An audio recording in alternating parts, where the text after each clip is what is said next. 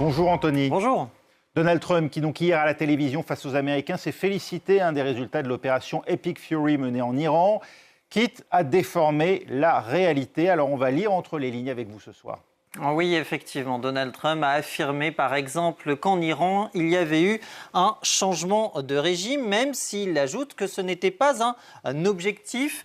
Mais cela s'est produit, ajoute-t-il, en raison de la mort de tous les dirigeants d'origine. Ils sont tous morts, a-t-il martelé. Alors pourquoi cette affirmation est-elle trompeuse? C'est vrai, l'objectif de changement de régime n'était pas un objectif annoncé dès le début de l'opération Epic Fury. C'est vrai aussi que plusieurs dirigeants iraniens sont morts dans des frappes américaines, à commencer évidemment par le guide suprême iranien, l'ayatollah Ali Khamenei. Il y a aussi Ali Larijani, qui était secrétaire du Conseil suprême de la sécurité nationale et qui était l'un des plus hauts responsables de l'Iran. C'est vrai aussi pour Mohammad Pakpour, le chef du corps des gardiens de la Révolution. Et puis il y a les ministres du renseignement et de la défense. Mais même si les hauts dirigeants, ou si certains hauts dirigeants ont été tués, une partie de la structure dirigeante iranienne reste en place. Par exemple, le président Massoud Pezeshkian est toujours président. De même, Mohamed Baghar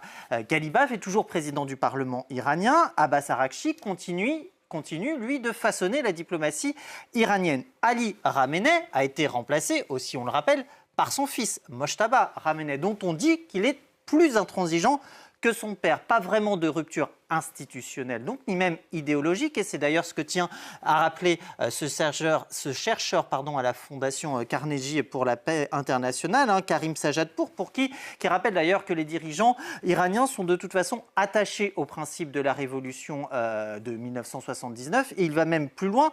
Pour lui, ils vont continuer de gouverner avec une brutalité qui risque de s'accroître, compte tenu précisément de leur manque de légitimité. Donc, en somme, un changement dans le régime, oui, mais pas de changement de régime.